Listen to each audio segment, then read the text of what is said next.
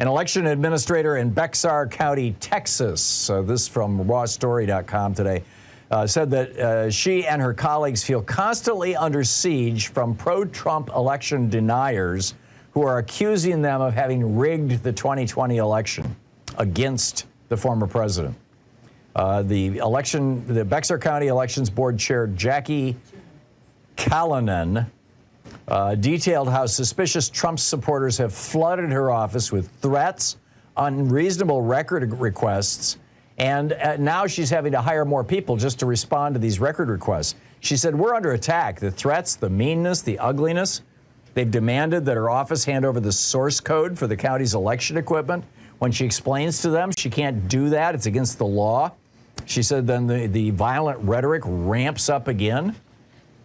Meanwhile, we've got election deniers now preparing to take, or running certainly, if they win the elections in November, to take over the election, the positions that control the election in the swing states that will probably determine the 2024 presidential election.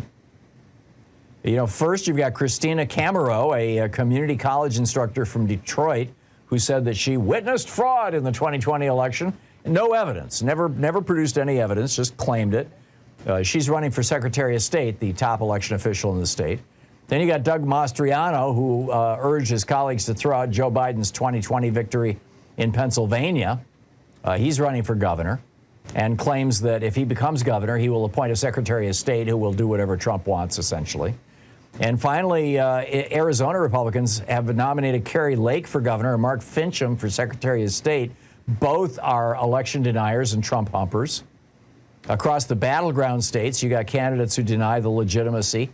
Had these people held power in 2020, Trump would be in the White House right now. It's that simple. Michigan, Pennsylvania, and Arizona together account for 47 electoral college votes, or did in 2020. That would have been enough to flip the election to Donald Trump. And those three states now have people running for office which will control the elections, who are all saying that no matter how the people vote in those states, they will give the election to the Republican. I mean, this is bizarre and dangerous stuff. And then on top of this, we're learning that Sidney Powell and her buddies actually copied sensitive data from election machines and tabulators in 3 background states, Georgia, Michigan, and Colorado. They've been caught red-handed. What are we going to do about this? Well, they're still trying to figure it out, how much damage they did. You're listening to the Thom Hartmann Program. Call 202-808-9925. I mean, it's possible that they reprogrammed the machines. Who knows? And we've got an election coming up. What are we going to do?